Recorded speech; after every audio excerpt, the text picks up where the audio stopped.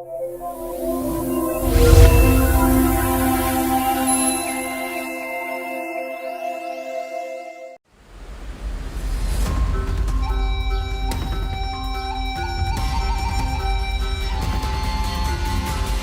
day, the Philippines does more than wait.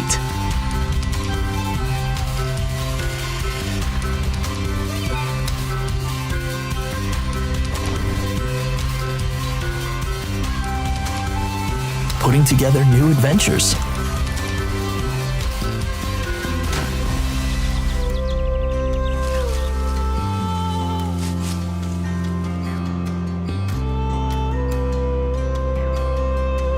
And experiences for you to try. We're making our sites better for you to see. Cooking up new dishes for you to taste.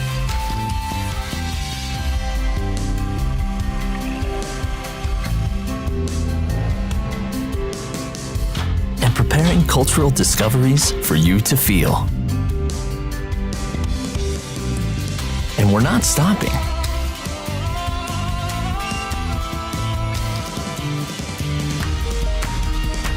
Because we know that you deserve more. We can't wait to welcome you.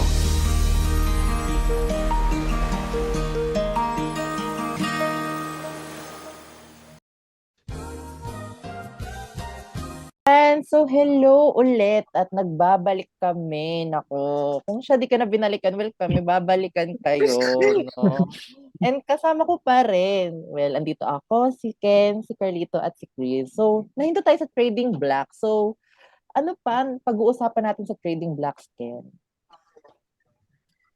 Sa trading blocks, since na-define yun na, and tama naman yung definition yun, we will now talk about yung implication nito or kung how it manifests sa Ukraine and Russian war talaga. Given na you've mentioned yung economic sanctions, ganun yung parang typically yung discrimination against the non-members, we can see na yung controlling of exports, which is done by UK, as actually exists dun sa trading block na member yung mga ganung na countries. And this is trading block can be seen as parang it's a system na can be further expanded and it can, aside from yung economic repercussions niya or ganon, it can even be a political and social one.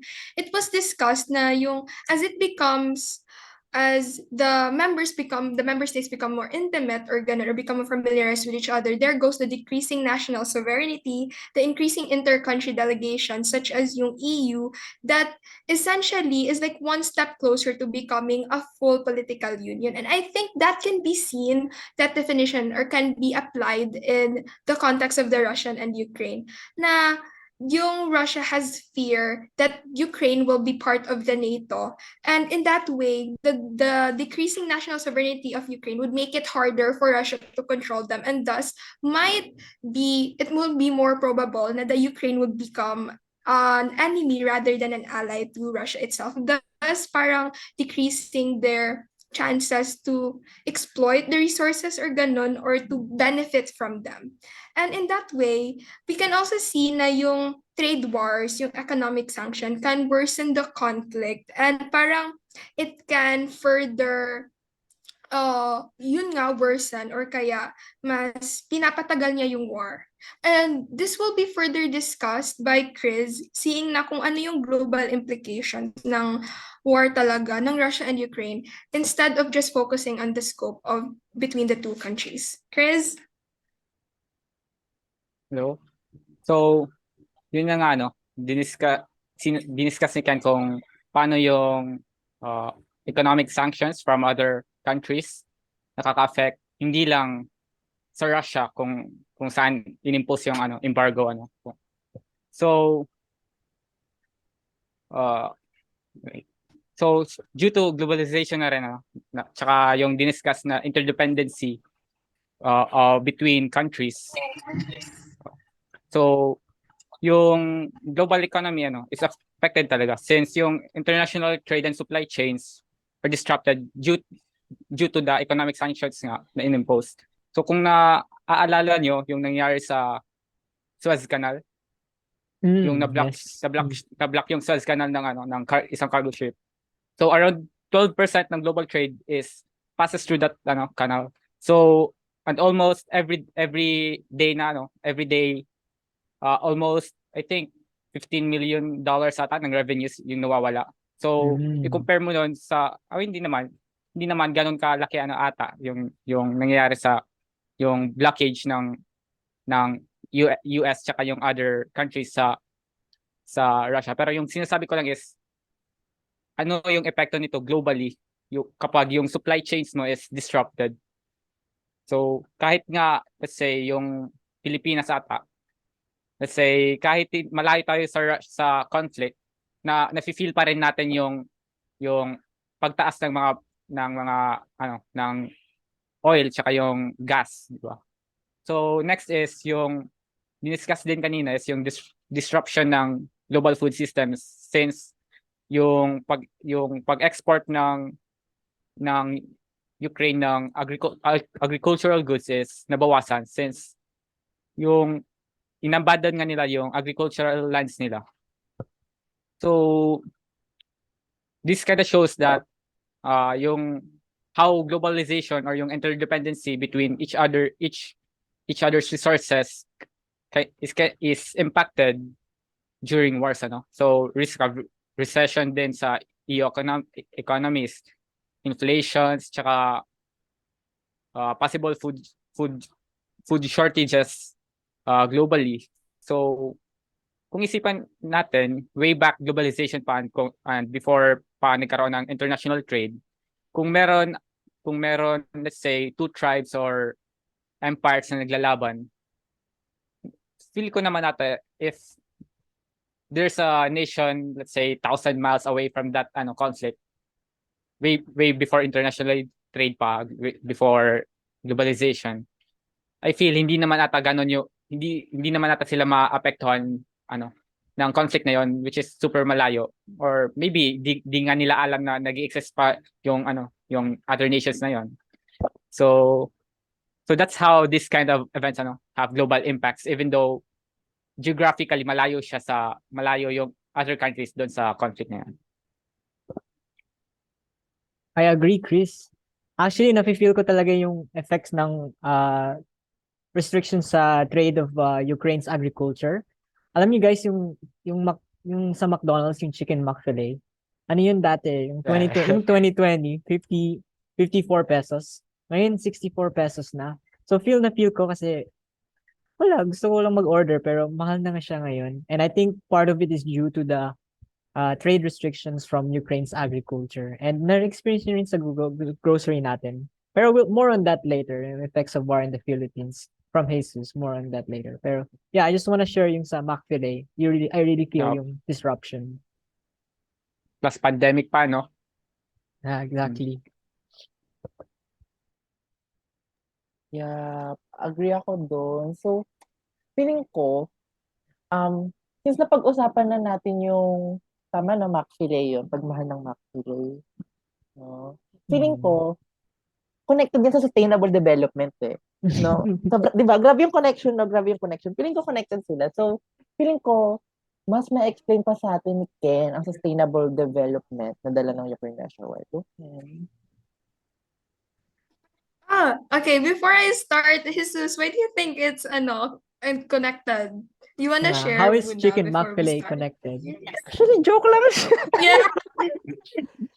Very smooth, no? Di ba? From McFilet. Oh my God. Parang gusto ko ng McFilet. Ay, gusto ko rin ng sustainable development. Diba? Okay, ganon. Craving satisfied. Kasi diba, yung one of the goals is to improve on world hunger. So, kasama yung chicken McFilet doon. Okay. Tama. Okay. Noted, guys. Okay.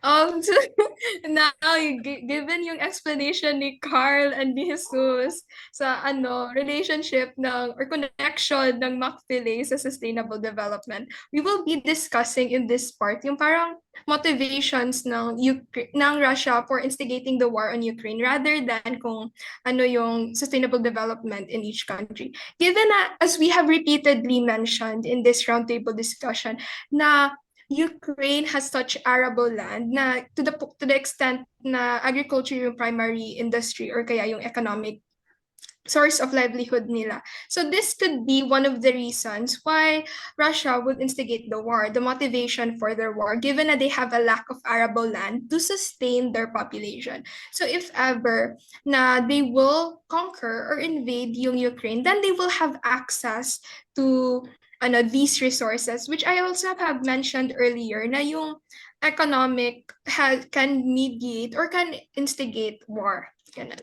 And moreover on that, 25% actually of the world's chernosem, if I pronounce that right, or the black soil rich in humus is found in Ukraine. Kaya it's one of the reasons why Ukraine is known as Europe's food basket. And it is the major exporter of grains such as wheat, flour, cereals, and corn. And since, as mentioned kanina ni Carl, kung how yung fillet is affected by yung prices ng McDonald's can be affected because of the war. I think it could be because of the flour na ginagamit sa filling. Maybe that's one of the reasons, or it's a whole other thing. But aside from that, if any of you are into the stock market, it was like a week into the war on the Ukraine. Tumaas yung presyo ng Monde. Or may bababa yun. But yung parang mga food businesses na ganun, naapektuhan talaga yung prices nila sa index. And last point for the sustainable development. Carlito mentioned earlier how Ukraine is one of Russia's biggest gas and oil importer. Actually, 70% according to the research that I found. So with that said, we can see that Ukraine is really important to Russia because it sustains them not only in food supply with their population, but also yung GDP na mabibigay ng Ukraine and yung economic parang potential niya to the whole country. And aside from its benefit to just those two countries, we can see na it can affect Philippines even now we're far away. And Jesus will explain that further. Yep, nandito na tayo sa exciting part at pinaka nakaka-stress na part. Kung ano nga ba talaga ang epekto ng Ukraine-Russia war sa Pinas. So, wait, sit back and relax. And actually, walang relax dito. War lang tayo. Ayan. So, naghanda kami dito ng mga ilang mga verbatim. Mismo ang nagsabi nito is yung mga leaders natin pagdating sa politics and economics. So, balikan lang natin. So, nag-start yung Ukraine-Russia war noong February. So, ibig sabihin, under pa yun ng Duterte administration. So, bago tayo nag-transition sa golden era, sa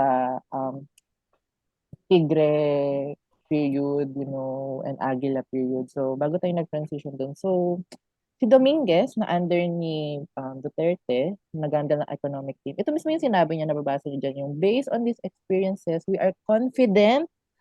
Sana all. Malapia words back yung confidence. We are confident that we have the tools and preparation necessary to help our people through this crisis. Okay, sabi mo yan. Ganun. So, ayun yan sa Department of Finance pala, sa dof.gov. Okay. Oh my God, tunga po yung aso ko. Kasama siya sa report. Ayan. Ayun. Ano bang masasabi natin kung prepared ba talaga? Siguro prepared sila sa isip nila, nasa isip lang nila yon yung preparation. Diba? Kung nasa isip lang nila na prepared talaga, pero bakit parang hindi natin nadama yung preparation kasi ayon sa next slide. Ayan. Diba? Ayan.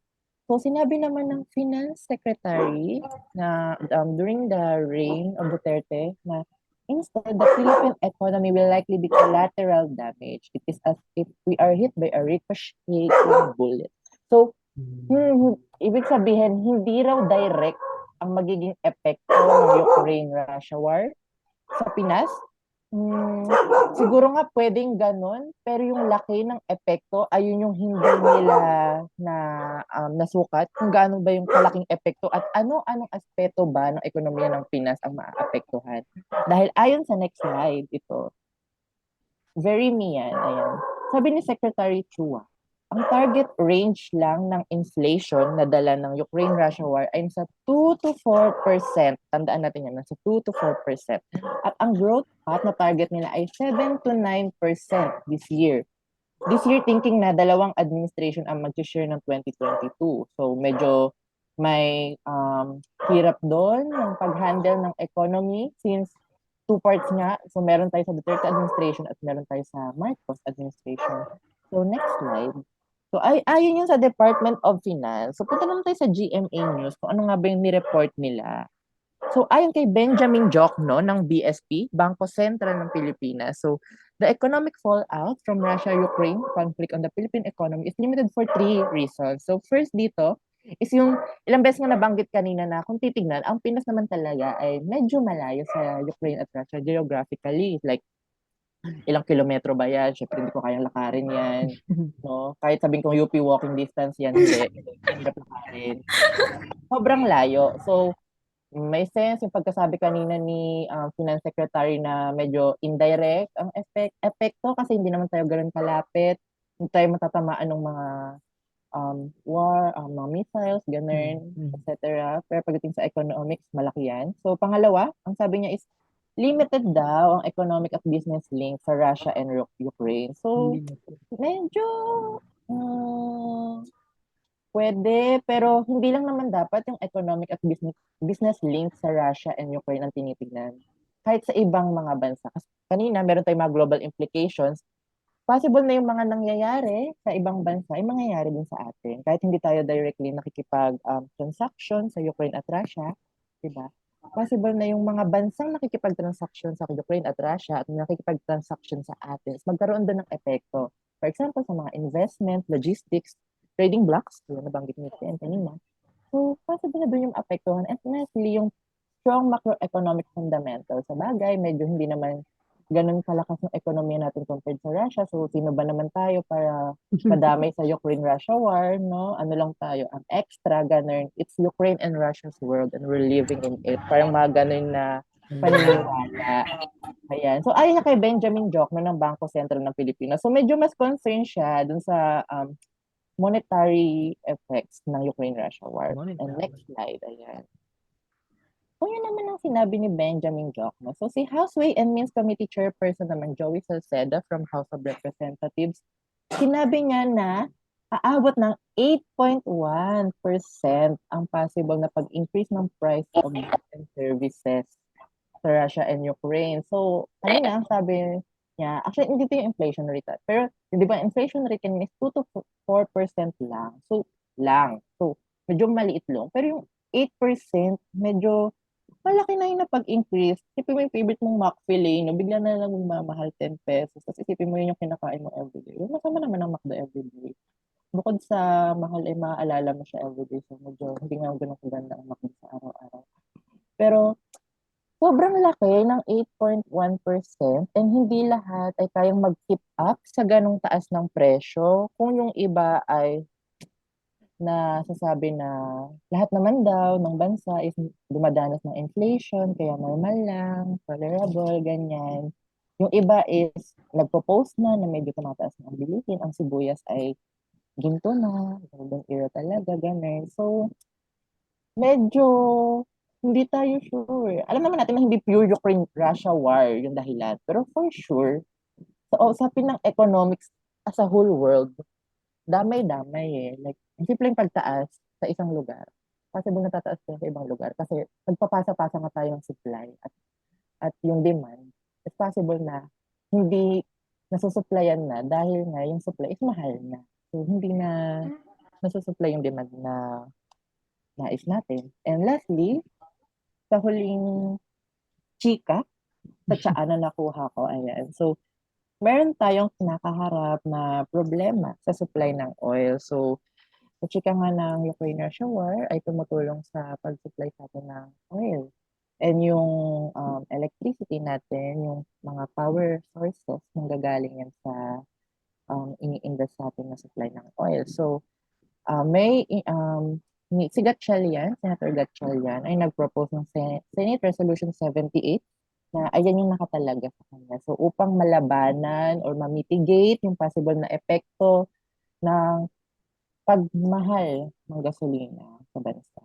Ayan. So, ayun yung mga nadala kong chika. Very konti lang naman, Princess. Simpleng handaan. Pero nakaka-stress, ganyan, di ba? So, ayun. Dadako na tayo sa ating individual reflection. Pero, Okay. Before we go there, Jesus, I just want to say two things sa mga sinabi nyo. So, props to the Philippines. Eksaktong 8% increase yung price ng McFilet from last year to this year. So, saktong-saktong 8%. So, congrats there. Pero, I still have some doubts sa mga macroeconomic fundamentals because I drive a lot. And because of the pandemic, gas was at an all-time low because no one uses gas anymore, right? Tapos biglang it went to an all-time high. So, I thought na maybe we can mitigate the gas prices still, pero hindi talaga. Gas is so expensive. 1.5 now, whenever I gas for 1.5, I still get sad when I see the bar go up, but not full time.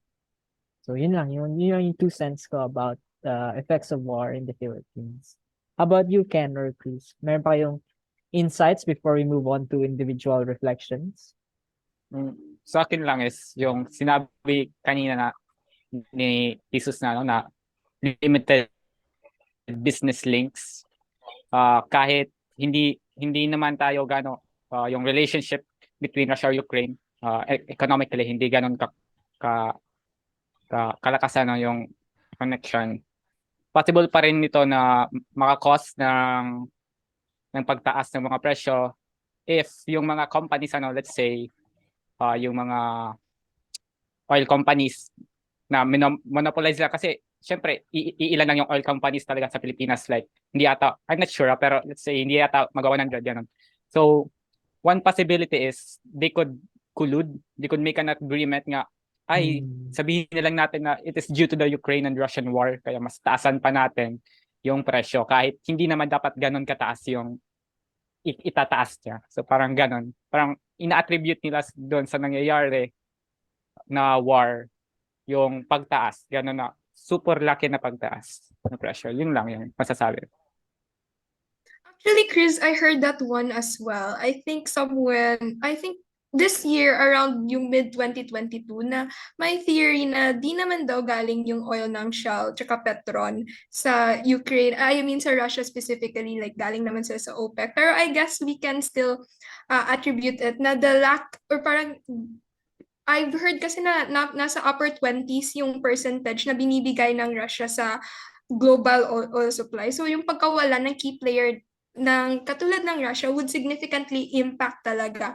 And there was even a vow by OPEC members na they would try to parang fill the gap because of the lack of Russia nga, the absence of it in the global oil supply, kaso they were unable to fulfill it. So I guess in a way we can say na Russia and the war between Russia and Ukraine affected yung gas, pero 100% siguro hindi. Ganun lang.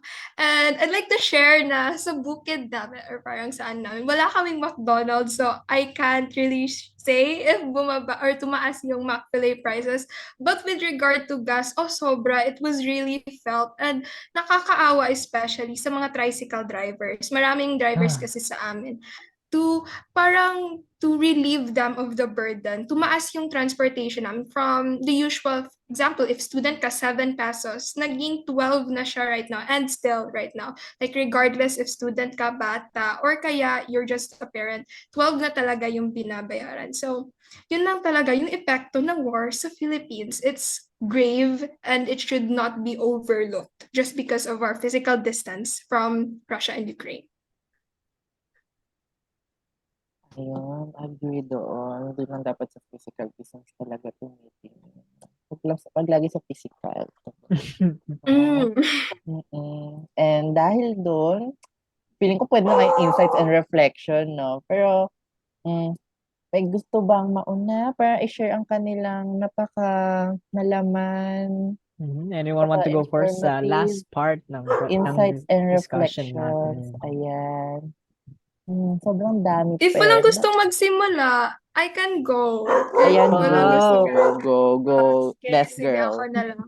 Given na we are geography students, parang it's mind-blowing to see, or parang intriguing to see yung Ukraine and Russia war in a geography perspective.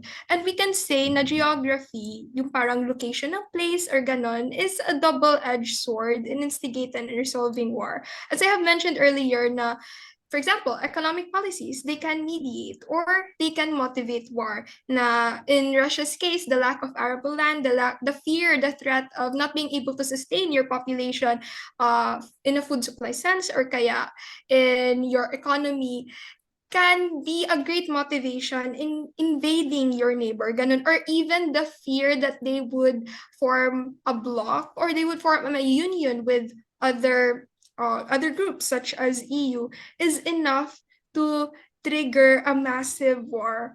And parang it's scary to see, what if this would happen talaga between the Western countries, between Eastern, and even in our context, sa ating neighbor, what if it happens sa West Philippine Sea between China and the Philippines?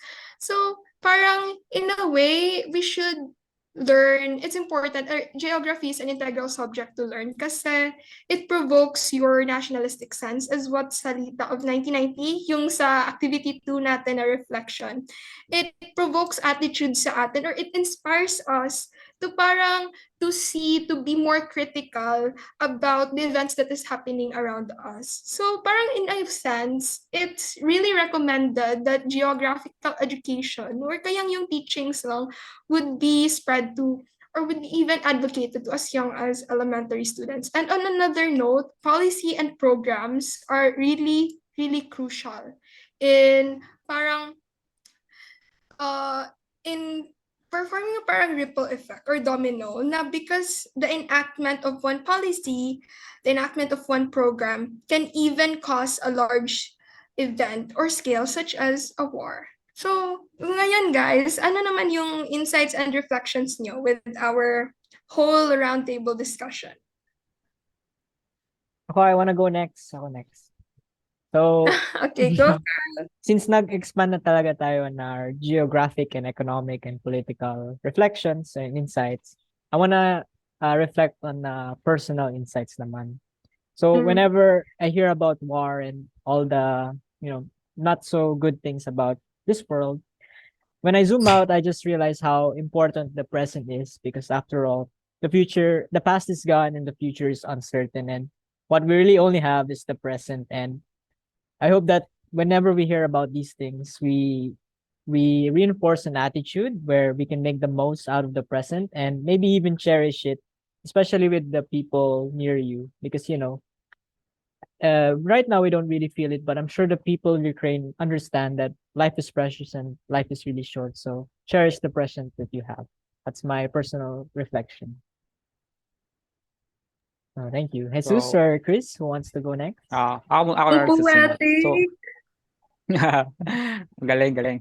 So, yung sa akin naman, una ko talagang masasabi regarding this conflict between Ukraine and Russia, war is expensive for everyone.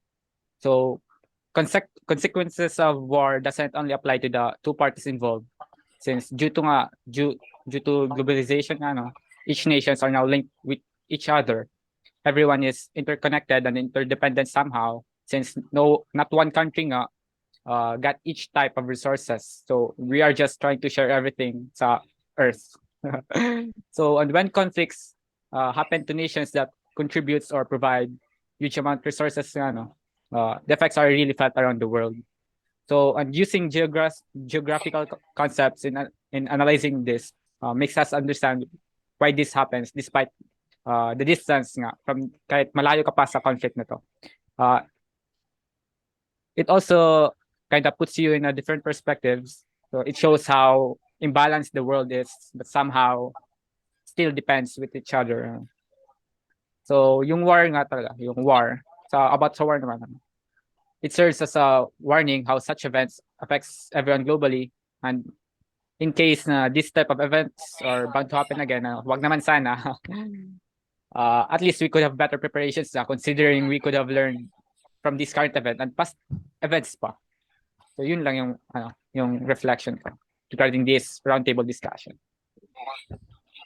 Ayan. And last but not the least, yung sa akin na insight and reflection. So, bilang panghuli. So, actually, medyo nalulungkot ako kasi hindi lang tayong apat. Kasama rin yung mga classmate natin sa geog class and also sa mga other geog class ni Sir at ng other professors. Tayo-tayo lang din yung nakaalam ng mga ganitong konsepto. And yung mga pangkaraniwan na mamamayan, hindi sila aware kung paano ba nag-work talaga ang ekonomiya. Yung iba is pinagsasawalang bahala lang yung simpleng pagtaas na 2 piso, 3 sa pagkain, sa transportasyon, araw-araw yon. Sabihin na normal lang na tumaas ang mga bilihin, na lahat naman ng bilihin ay nagmamahal kasi ganito, ganyan, ang rason. Sobrang lakas ng fallacious thinking na meron ang mga Pilipino and hindi naman siguro para ma-solve to, since nalaman lang natin yung epekto ng war sa Pilipinas, paano ma-solve to? Siguro hindi naman na kailangan turuan bawat isang tao ng economic geographic concept. Pero maging familiar lang na kaya ganito, kaya nagtataas yung bilihin dahil sa ganito. Ganyan. Hindi naman kailangan alam nila yung trading blocks and everything. No? Hindi naman kailangan ganun. Pero yung simpleng, lalo yung mga sa working population, malaman lang nila na bakit kahit gaanong sipag ng mga tao ay hindi pa rin nakakaahon sa kahirapan and everything, no? Malaman nila na may epekto talaga ang politika sa ganito. So, 'di ba? Umayaw na yung mga tao sa ekonomista nung May. Tapos umaayaw pa sila ngayon sa mga simpleng economic applications. So, anong nangyayari? So, lalo talagang lulugmok ang ekonomiya. And sa paglugmok ng ekonomiya, ang dami nating pinakitang numbers kanina. Marami tayong nabanggit. So, nandun yung mga GDP, yung GNP, hindi pa nabanggit. Nandun pa yung mga employment rate, andun din yung mga importation, exportation, yung distribution nun. Feeling ko may isa pa tayong rate na dapat tignan at ito ay ang crime rate dahil sa pagbagsak ng ekonomiya, sa dahan-dahan na pagbagsak ng ekonomiya, feeling ko doon tataas ang crime rate. So dahil lang sa war, externally, nagkakaroon ng internal war ang Pinas and that is war against crimes. Kung wala nang makain ng mga tao, kung wala nang trabaho ang mga tao, saan sila pupunta? So isa yun sa mga dapat natin pag-isipan. So doon pa lang, may economic geography na, may population geography na, may human geography pa. Sama mo pa yung cultural geography kasi magiging culture na lang din yung talagang normal na nga ang ganitong sistema sa atin na kahit anong administrasyon daw, tumataas ang bilihin. Okay, di ba? So, yun lang. Dapat malabanan siya ng hindi lang small scale, hindi natin tignan small scale, but bigger scale kasi ang pandemic pwedeng matapos na hopefully anytime soon. Sandali. Pero Hopefully. ang economic problems natin, tuloy-tuloy yan. And hindi ko nakikitang magiging better yan. Para sa akin, yun yung akong personal. Tuloy-tuloy lang yan na lalong gugulo kung ang mga tao ay mas nakatingin lang sa political power play na meron ang mga leaders natin. Dapat meron din talagang alam sa ekonomiya. Dapat ang leader ay hindi simple naglalaro ng games of generals lang. Nakuha ko na yung flag, ganun. Hindi simpleng ganun. Dapat iniisip lagi yung kapakanan ng mga tao. At isa nga doon ay yung kung kaya ba ng mga tao masustentuhan pa yung kanilang mga pamilya. Ayun. So, isa yun sa mga insight na napulot ko and sana 'di ba, may napulot din ng ating mga manonood today at madala hindi lamang sa loob ng classroom kundi hanggang sa labas at susunod pa kung saan sila dadalhin. At doon na nga, sayang, kulang, bitin. Wow, bitin, bitin. Feeling ko, dagdag pa tayo ng another 3 units ng jog. Pero pwede Next time, naman. next time na lang, next time na lang. Next time po.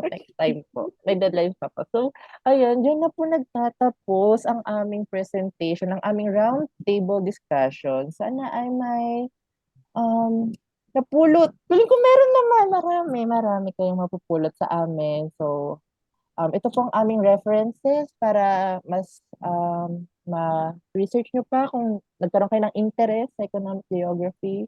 And ito kami ulit. Ako si Jesus, kasama ko sila Ken, Carlito, and si Chris. Maraming salamat!